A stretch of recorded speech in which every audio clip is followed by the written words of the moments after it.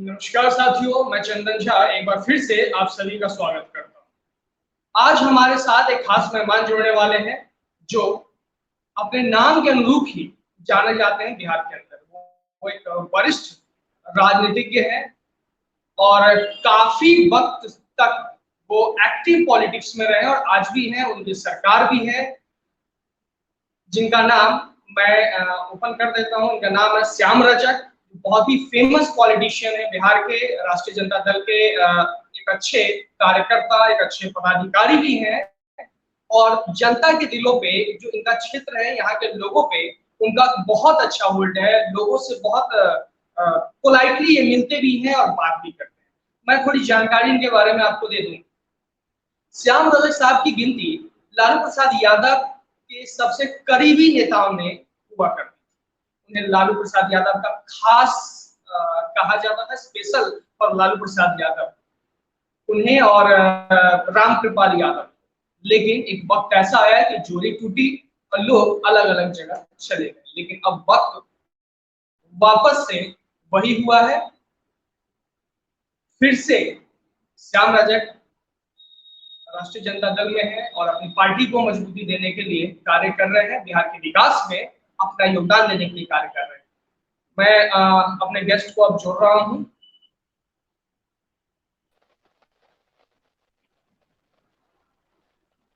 श्याम रजक जी नमस्कार।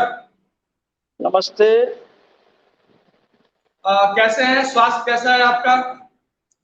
बहुत अच्छा है, लेकिन देश का स्वास्थ्य बहुत खराब है। अच्छा, चलिए ठीक है। सारे इश्यू पे बातचीत होगी। सबसे पहले मैं आपकी सरकार को और आपको शुभकामनाएं देना चाहता हूं कि वापस से आप लोग सरकार में आए हैं और बिहार के विकास के लिए आप लोग कार्य करने की बातें कर रहे हैं और शायद भविष्य में करेंगे। एक पहला सवाल सर आप जी, पहला सवाल आपसे, आपको मंत्रिमंडल में स्थान क्यों नहीं दिया गया? पहला सवाल सर। देखिए, मंत्रिमंडल में अव्वल तो मैं 17 साल मंत्री रहा, 25 साल एमएलए रहा। नए लोगों को भी प्राथमिकता मिलनी चाहिए। दूसरा कि जब मैं किसी सदन का सदस्य नहीं हूं तो मैं किस आधार पर, संवैधानिक आधार हो, नैतिक अधिकार हो, किसी आधार पर मेरा मंत्री परिषद में रहना वो लाजमी नहीं होता है। लेकिन जो मंत्रिपरिषद बनी है वो नीतीश कुमार और तेजस्वी जी के नेतृत्व में, वो अपने आप में जितने मंत्री हैं, नए पौध है, नए लोग हैं, काम करने की ललक है, जज्बा है और अनुभवी लोग भी हैं।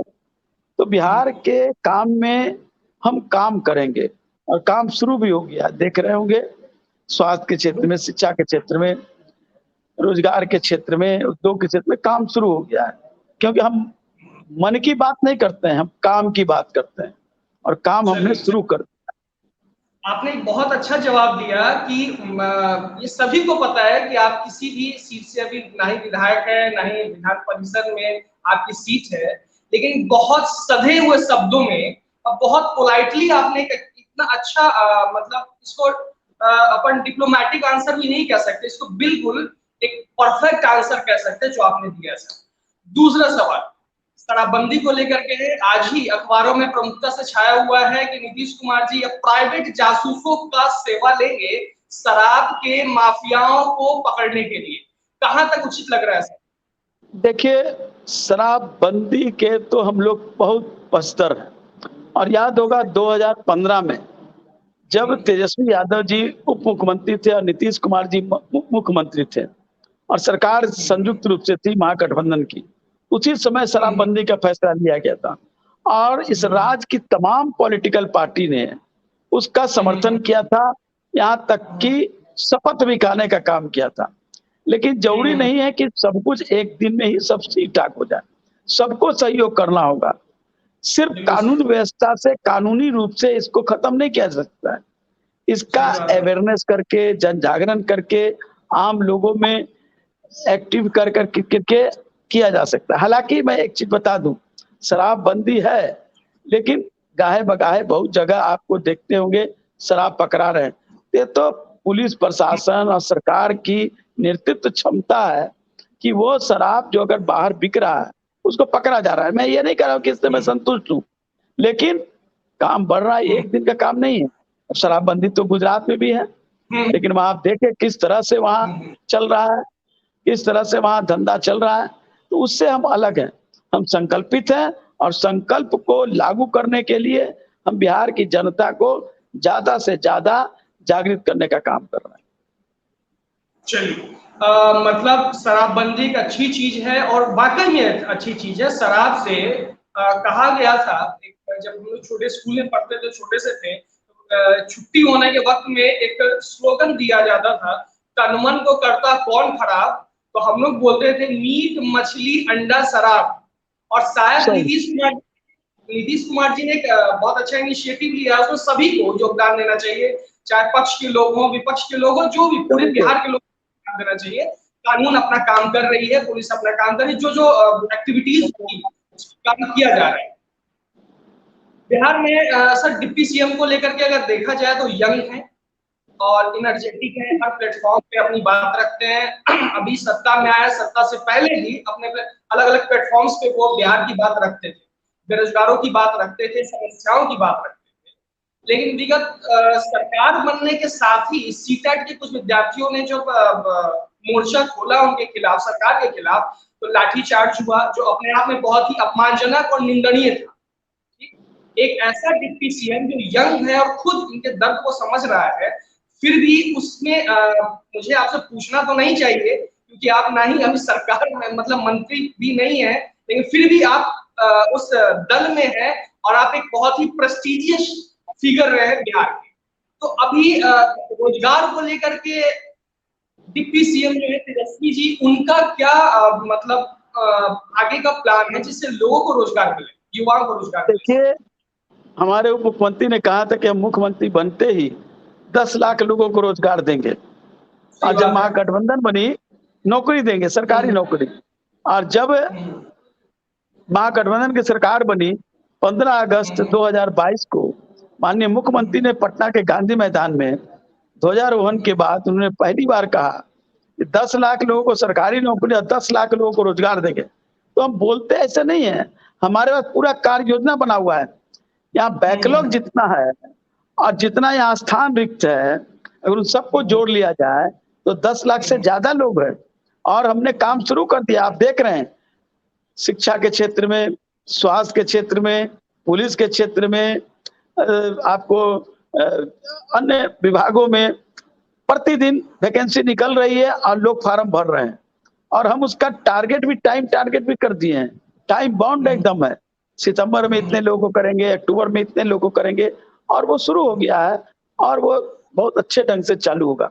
जहां तक रोजगार का सवाल है, हमारा उद्योग मंत्रालय ने, हमने 10 लाख उसको के आधार पर रोजगार करने की बात कही है। 5 लाख रुपया लोन 0% पर और 5 लाख रुपया अनुदान दिया गया। सर, पूर्व सरकार की योजना को बढ़ाया गया जी। अभी तो महिलाओं के लिए भी, दलित के लिए भी, अल्पसंख्यक के लिए भी, नौजवान के लिए भी, पिछड़ा वर्ग के लिए भी, समान वर्ग के लिए भी, और हर को हम लोग 10-10 लाख रुपया दे रहे हैं। और काफी बड़े पैमाने पर लोग फॉर्म भर रहे हैं और पैसा भी रिलीज हो रहा है। तो रोजगार भी होगा, रोजगार बने, क्योंकि यहाँ पूरी संभावना है। यहाँ देखिए, यहाँ आपको कृषि के क्षेत्र में काफी उत्पादन होता है, लेकिन उससे लगा हुआ उद्योग यहाँ नहीं है। अगर छोटे छोटे, बड़े उद्योगों की बात नहीं कर रहे हैं, बड़े उद्योग के लिए तो आएंगे, बहुत सारी स्थितियां हैं। अगर हमको बिहार को विशेष का दर्जा मिल जाता तो बड़े उद्योग भी यहाँ आते, लेकिन हम छोटे उद्योग को, मध्यम वर्ग, लघु उद्योग को, क्योंकि यहाँ की अपनी है, जूट का सवाल हो, मक्का का सवाल हो, यहाँ पर इथेनॉल है, चावल के आधार पर है, और फिर हमारे यहाँ हस्तशिल्प है। इन सारे सवालों पर हम रोजगार की शुरू कर दिए हैं और हमारे यहाँ लगभग 100 ऐसे लोगों को हम लोगों ने करांकित किया है कि ऐसे चीजों में लोग बढ़े और हम 10 लाख रुपया देंगे। ठीक है, मतलब रोजगार में आप लोगों का एक फुटप्रिंट बना हुआ है, उस पे आप उसको मजबूती के साथ आगे रखेंगे और ज्यादा से ज्यादा लोगों को उसमें जोड़ेंगे, जिससे बिहार में विकास और बिहार के जो लोग हैं, युवा है, परिवार है, उनमें खुशहाली आएगी। बहुत अच्छी बात, पॉजिटिव देखिए सर, इसमें बहुत सारे चैनल्स पे, अलग अलग प्लेटफॉर्म्स पे खिंचाई की जाती है। खिंचाई आप समझते ही हैं, किसी की गलतियों को लेकर के, किसी की पूर्ववर्ती गलतियों को लेकर के खींचना। खींचने का आदत अच्छी मतलब अच्छा नहीं होता, चाहे नेता करे या फिर कोई मीडिया कर्मी करे। हम लोग ये चाहते हैं कि बिहार का विकास हो, हर आदमी अपने लेवल पे इंडिविजुअली या सरकार या फिर कोई भी एक संगठन काम कर रहा हो। आखिरी सवाल सर कानून व्यवस्था को लेकर के है। सबसे बड़ी बात, कुछ फाइनेंसर्स ऐसे होते हैं, प्राइवेट फाइनेंसर्स, जो किसी लोन वगैरह दिया, गाड़ी वाड़ी दिया, ट्रक वगैरह, और गैर कानूनी तरीके से, गुंडाई से, बदमाशी से उन ट्रक ओनर्स का या फिर जो भी गाड़ी वाले हैं उनकी गाड़ी छीन लेते हैं, उनके साथ बदतमीजी करते हैं, उनको धमकी देते हैं। तो इसमें आपकी ये सरकार, आपकी जो सरकार है, वो क्या कुछ मतलब कानून व्यवस्था को कैसे सुदृढ़ करे? मैं एक ही बात कहता हूँ, अभी हाल फिलहाल भारत सरकार के गृह मंत्रालय ने रिपोर्ट दिया है कानून व्यवस्था पर। उसमें भारत में बिहार जो है सबसे निचले पायदान पर है, यानी कानून व्यवस्था में सुदृढ़ है।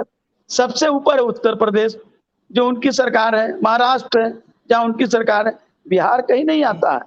लेकिन जहां तक आपने कुछ बात कही, हम नहीं कह रहे हैं कि हमारे यहाँ राम राज वाली स्थिति है जिसकी कल्पना लोग करते हैं, लेकिन हमने बहुत स्थिति सुधारी है। लेकिन हम इसे संतुष्ट नहीं है और सुधारना चाहते हैं। छोटी मोटी घटनाएं होती है, उसके लिए हम लोगों ने पुलिस पब्लिक मैत्री का भी किया है। थानों में एक पुलिस पब्लिक फ्रेंडली व्यवहार भी चलता है, और सूचना देने पर उस पर तुरंत कार्रवाई होती है। घटनाएं होती है, लेकिन घटनाओं पर तुरंत अंकुश लगे, कार्रवाई हो और लोगों को सजा मिले। ये काम हमारी सरकार करने का काम कर रही है। कानून व्यवस्था में दूसरे लोगों को बोलने का, दूसरे लोग मतलब कि भारतीय जनता पार्टी को कोई नैतिक अधिकार नहीं। महाराष्ट्र नंबर 1 जहां बीजेपी की सरकार है, उत्तर प्रदेश नंबर 1। अब ऐसा कहीं होगा जहां उत्तर प्रदेश का मुख्यमंत्री ने अपने ऊपर लगाए गए सारे आरोपों को उन्होंने वापस ले लिया। सरकार का मुख्यमंत्री, उन पर जितने तरह के केस थे, मर्डर केस, लूटपाट का केस, कई तरह के सभी केस को उन्होंने वापस ले लिया। ऐसा होता है क्या? तो ऐसा उन्होंने करने का काम किया है। तो ये काम भारतीय जनता पार्टी ही कर सकती है। समाजवादी दृष्टि के लोग ऐसा नहीं कर सकते। ठीक है, ठीक है। एक बिल्कुल आखिरी, बस उसका प्रोग्राम को अपन वाइंड अप करते हैं कि बिहार सरकार रेवेन्यू को बढ़ाने के लिए क्या-क्या काम कर रही है? देखिए, हमने कहा ना कि जब हमारा रोजगार बढ़ेगा, आज मार्केट हमारा बढ़ रहा है। आप देखें पटना में क्या स्थिति थी पहले, अब मार्केट पूरा बढ़ रहा है, लोग खरीदारी कर रहे हैं। शराबबंदी हुआ है तो लोग खरीदारी भी बढ़ गई है। तो सिर्फ उसी से नहीं, हमने इंडस्ट्री के क्षेत्र में, ट्रांसपोर्टेशन के क्षेत्र में, हमारा ट्रैवलिंग के क्षेत्र में, हमारा पर्यटन के क्षेत्र में सबसे बड़ा। बिहार में जंगल कितना था, आज यहाँ पर फॉरेस्ट सर्किल बढ़ा है। हमारा वाल्मीकि नगर हो, राजगीर हो, आप देख रहे हैं, और लोग पर्यटक आ रहे हैं। सबसे ज्यादा पर्यटक यहाँ आ रहे हैं, गोवा से ज्यादा पर्यटक आ रहे हैं। चाहे राजगीर हो, चाहे वो वाल्मीकि नगर हो, चाहे वो नालंदा हो, चाहे वो वैशाली हो। हमारे यहाँ बुद्ध सर्किट है, हमारे यहाँ सीता सर्किट, हमारे यहाँ सभी धर्मों का लोग का है। यहाँ इस्लामिक सर्किट भी है, यहाँ इमारत शरिया है, खानकाह है। यहाँ पर अगर हिंदू धर्म का ले तो सीता सर्किट है, जनकपुर से लेकर किरकिर के। फिर यहाँ पर बक्सर में है, जो तारका, सारे लोग हिंदू धर्म के लोग भी वहाँ, और इंटरनेशनल के लोग आ रहे हैं, खास करके बौद्धिस्ट सर्किट में। आप राजगीर में इतना ज्यादा बढ़िया ग्लास ब्रिज अकेला एशिया में पहला है जो राजगीर में, जो इसका बिहार है। तो यहाँ पर पर्यटन क्षेत्र में भी हम बढ़ोतरी कर रहे हैं और हमारा रेवेन्यू बढ़ रहा है। चलिए श्याम रजक जी, आपने जो भी मैंने सवाल पूछा, बहुत जन सरोकार के सवाल का क्वेश्चन था, आपने उसका जवाब बहुत ही सधे शब्दों में, बहुत पोलाइट होकर के दिया। काफी सारे ऐसे पॉलिटिशियंस होते हैं जो किसी भी बात पे पैनिक हो जाते हैं, आए दिन टीवी स्क्रीन पे ये चीज देखते हो। लेकिन मैंने आपसे आज बातचीत करने का इसलिए सोचा क्योंकि आप वाकई में जब फर्स्ट टाइम 2010 में आप मंत्री बने थे, उद्योग विभाग के बिहार सरकार में, तो आपने वाकई बहुत अच्छा काम किया था। उसके बाद भी आप काम कर रहे हैं और आज भी आप अपने कार्यकर्ताओं के साथ जो आपका बॉन्डिंग है बहुत ही अच्छा पोलाइट बॉन्डिंग है। तो सर आपको हमारे कार्यक्रम में आने के लिए बहुत बहुत धन्यवाद। बहुत और बहुत धन्यवाद आपका, आपने जो हमसे बात की, बहुत बहुत धन्यवाद।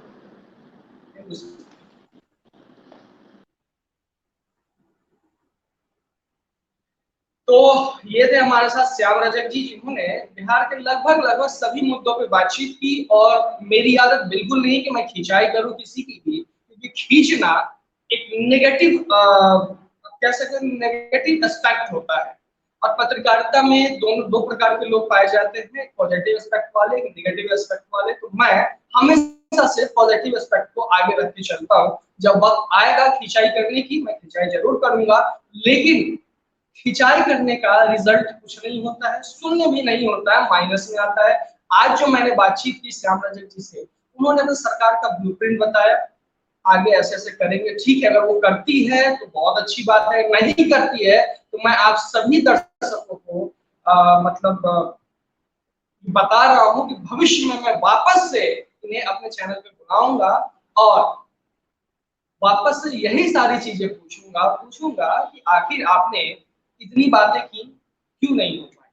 तो अब मुझे इजाजत दीजिए, अगले दूसरे किसी गेस्ट से बातचीत करने के लिए फिर कल मैं किसी अच्छे गेस्ट को लाऊंगा जो आपको बिहार के विकास के बारे में बताएंगे और किस तरीके से हम लोग विकास के पथ पे अग्रसर हों, हमें अपने कानून की जानकारी हो, वो सारी चीजें आपको